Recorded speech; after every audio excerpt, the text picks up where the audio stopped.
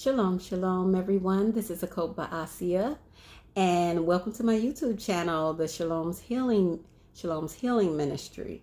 Here is a place where you can come to get some advice about the Hebrew culture, whether it's dating, whether it's Hebrew communities, and things of that sort. And also, you can come here to get some healing.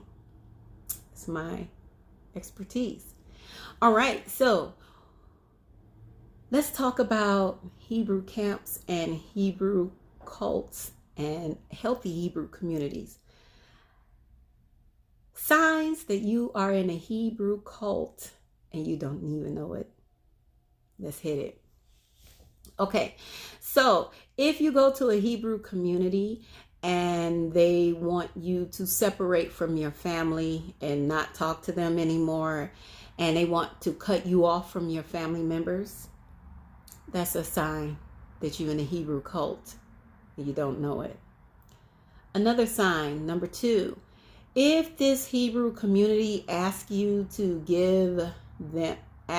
for your money, your house, your cars, your business, if they want you to, sign over your business to them, if you get any kind of money, I don't care if it's an inheritance, if it's land, if it's things that you own, and they kind of want to gangster you and come in and take over it, and they want you to hand it all over to them, you're in a Hebrew cult.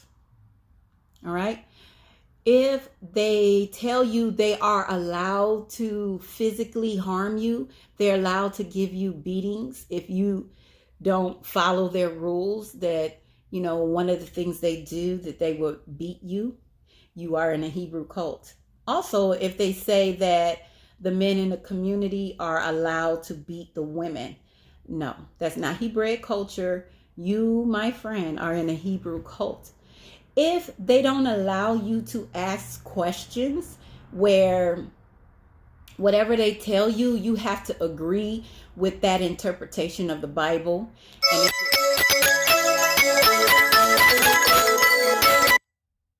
And they get very angry at you if they get very angry with you for asking questions and wanting to know answers about a scripture or whatever, and if they give you an answer and it's not really resonating with you and you don't understand, and if there's anger and they're very angry with you, then you are in a Hebrew cult. You should be able to answer questions. A healthy Hebrew community or church or camp or community, they would allow you to ask all the questions that you want to ask. And they should be able to answer whatever questions you have. It doesn't matter. All right? And if you don't agree with them, they're not going to get angry with you. That's a sign of a healthy Hebrew community. But if they're like the thought police, if they're just like telling you have to believe this, the way that we see this, the way that we believe this, you have to believe this. You don't have the freedom to think freely. You have to believe in the way they believe things and what they believe in, and very controlling about what to think. You're in a Hebrew cult. This is a serious one. It gets heavy. If they tell you to abandon your children, you're in a Hebrew cult. Let me tell you something, sisters. Never abandon your children. Sisters and brothers, never abandon your children. If they tell you your child is evil, an evil seed, if you have a child by a white person, that child is evil. That child is not allowed to come to the congregation and different things like that. I don't advise you to ever, under any circumstances, harm your child, abandon your child, disown your child. That child is a child. That child was not asked to come here. That child is innocent. The child did nothing wrong. Do not hurt your child. Everyone that I know that listen to these Hebrew cult leaders that abandon their children, every single last one of them, I'm telling you, hundreds of people, they all regret listening to them. Because now the child is 20 and the child hates them. Now that they know they were in a Hebrew cult, they can't get those years back where they abandoned their child. It is so, these are the worst relationships I've seen. It's like very difficult to reconcile. That child is so hurt for being abandoned. Like, your child would never think that you would abandon them. Most children think their parents love them unconditionally. But if you were to disown your child based off of what these cult leaders say, that's not a good community. You need to find a community where they don't tell you to harm your children. And I mean, that's harming your child. If you leave your child and go to another country, you leave your child with other people and disappear, just never talk to your child, as they're growing up, you just abandon them, don't talk to them, and tell your child that they're an evil seed and things like that, you're in a Hebrew cult. If you in a Hebrew community and they tell you to beat your child into submission, and they try to use biblical scriptures to twist the scriptures and justify physical abuse. And I mean abuse, like beating, where you see marks on your child's body, and just the child is just beaten a lot, like all day until they submit. And they encourage you to do that and say, if you don't do that, you don't spare the rod, you hurt your child. But there's a lot of people that be on TV adopting black children, and then they use that scripture the wrong way and they beat the children to death. That happens a lot of times with these crazy fanatical religious people, and they take a scripture and they twist it and they misinterpret it and teach other people the same thing. You should not beat children. If you want to learn how to raise children properly, it's something you use a reward system. Okay, it's called positive reinforcement. Every time a child does something well, you reward them. Every time a child does have a behavior that you don't really like, so you take something away that the child really likes, a toy or something like that, Give them time to sit by themselves or in a room, and you make good on your promises. You make good on your rewards. You make good on your punishments, but your punishments don't have to be physical. You could just, use a reward system. Always encourage your child. When they're doing something a behavior that you like, you always reward them with verbal rewards, and you tell them, I love you, did a great job, and you lift them and you give them confidence. It makes the child wants to keep doing it more. Okay, you don't have to just beat a person to submit into doing what you want them to do, because that child grows up to be a victim of abuse. That child will grow up to be a victim of, they potentially can grow up to be abused by other people, because you forcing them in a physical way, and they get used to that, and then they get in abusive relationships. Okay, so just talk. You don't have to scream, you don't have to yell, you do not have to belittle your children. That is cultish. You don't want to be with Hebrews that tell you to hurt your children or abandon your children. All right, number 4, Hebrew cults. You don't want to be with cults that worship people like their leaders. Some cults, they worship their leaders like they're God on earth. If you find people talking like that, don't join that community. Okay, healthy Hebrew communities don't worship people. They may say this is a great person or whatever, but they won't put pictures of the people all over their house. Or you go in somebody's house and they got pictures of their leaders all over the place, and all they doing is talking about their leaders all day and just constantly talking about this person, and they saying they're God on earth. No, you ran across some people that are not 100% sane. All right. You want to get out of there. There are some healthy Hebrew communities. Is it a healthy Hebrew communities? Are they, I'm not saying you got to be like an American. You can still be a Hebrew, but sometimes they are fanatical. They are just crazy and fanatical. Okay. Number 5, a Hebrew cult is when, maybe they're talking about marrying children. Maybe they're trying to find scriptures to condone marrying a 9-year-old or a 10-year-old or a 12-year-old. And they say, hey, they had a menstrual cycle. That means they can have a baby. That means she can be a wife. That is a cult. Get out of there. All Hebrew communities don't act like that. But some people just took this whole Hebrew Israelite thing and they were already crazy. So once they got a hold of the Bible and this whole Hebrew Israelite thing, they try to twist the scriptures to kind of condone all their sexual immoralities. So if you want to beat your wife, you can find a scripture to twist it to condone beating your wife. If you want to have sex with children and marry children, the people go into the Bible and find a scripture and twist it so that they can have sex with children. Okay. A healthy Hebrew community would not do that. There are healthy Hebrew communities out here. If I find one, I will definitely suggest them. Okay. Let's see. Anything else? How do you know you're part of a Hebrew cult? Oh yeah, the whole polygyny thing. Like, I don't have a problem with polygyny. I know polygyny is part of Hebraic culture.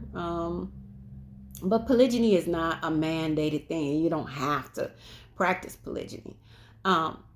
It's up to you. There's a lot of Hebrew men who want to, just have a monogamous marriage, and marriage is honorable, whether it's for one wife or more than one wife. Either way, it's honorable. So it's an honorable thing to get married and commit your life to someone else and share your life with someone else. So there's nothing wrong with monogamy. There's nothing wrong with polygyny. The problem is when people are very lustful, they will try and use the Bible to condone having sex with women. And how do you know that they're being cultish with polygyny? Because they take scriptures and they twist them. Oh, the main thing is they try to guilt trip you.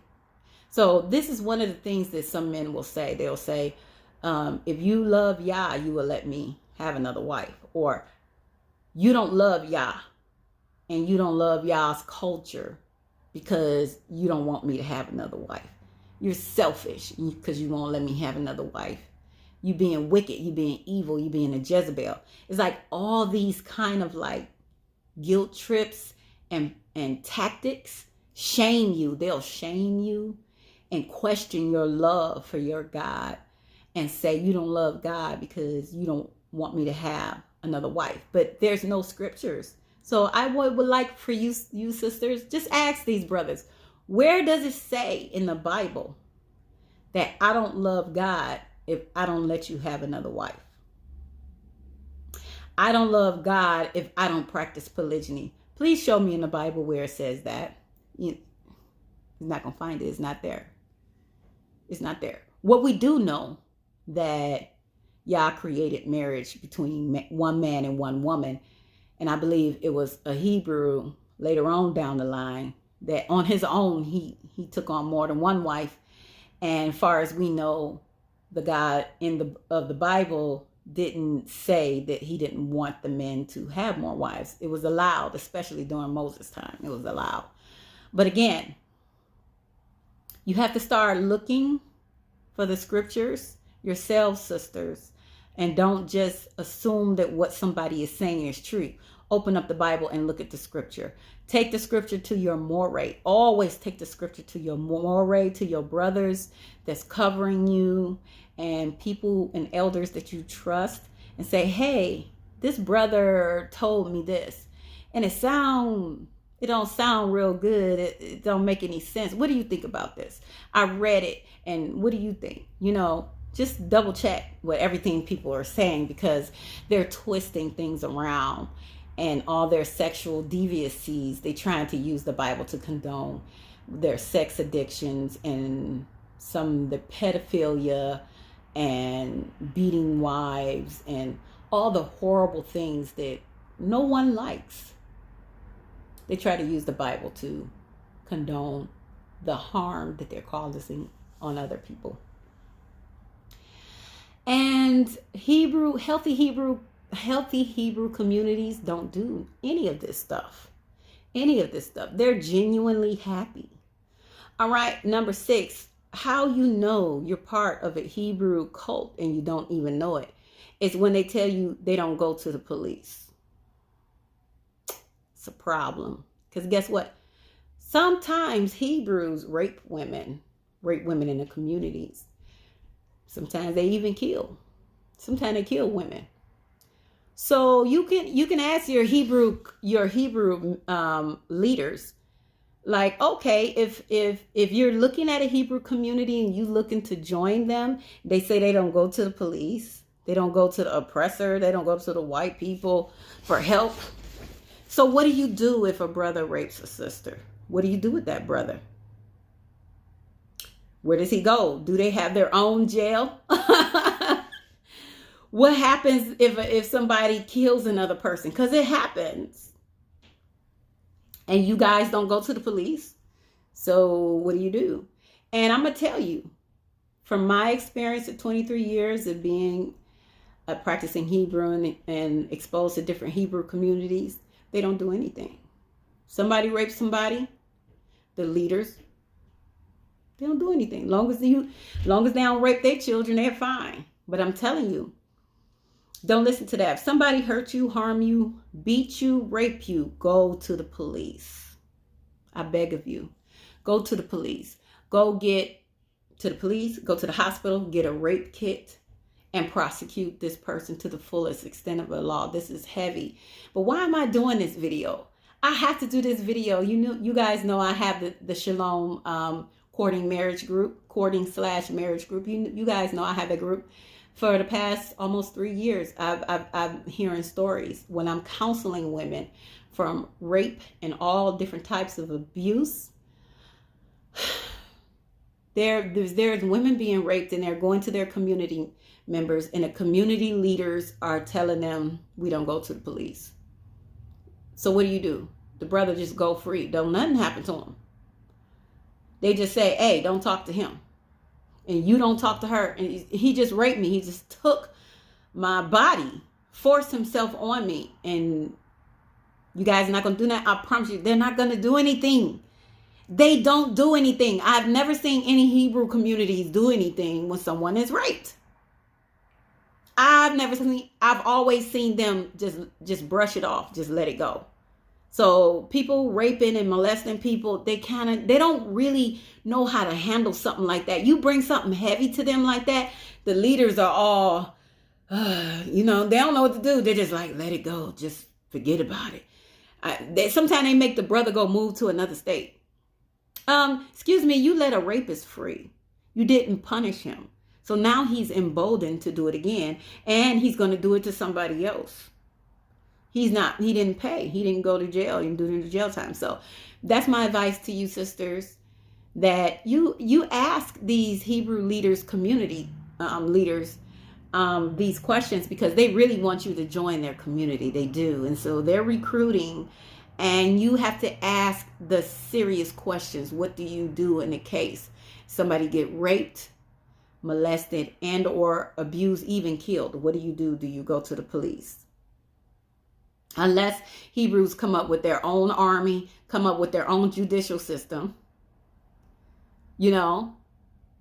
If they don't have that in place, you need to go to the police because later on down the road, when you really ready to prosecute this person, you won't be able to prosecute them because you don't have any evidence and any proof. And you wait a long time. So you will never forgive yourself if you do this, if you don't prosecute people who sexually assault you. That was pretty heavy. Let's move on to the next thing. Let's see. Healthy Hebrew communities versus healthy cult-like like Hebrew communities. That's all I have for now. You know, I might do a part 2 later. If you guys would like me to, I can add some more stuff to the list. But watch out for those things, okay, sisters and brothers? I love you guys so much. If you need counseling, contact me and book a session, and I love to help you. Thank you so much. You have a beautiful day. I love you. Bye-bye.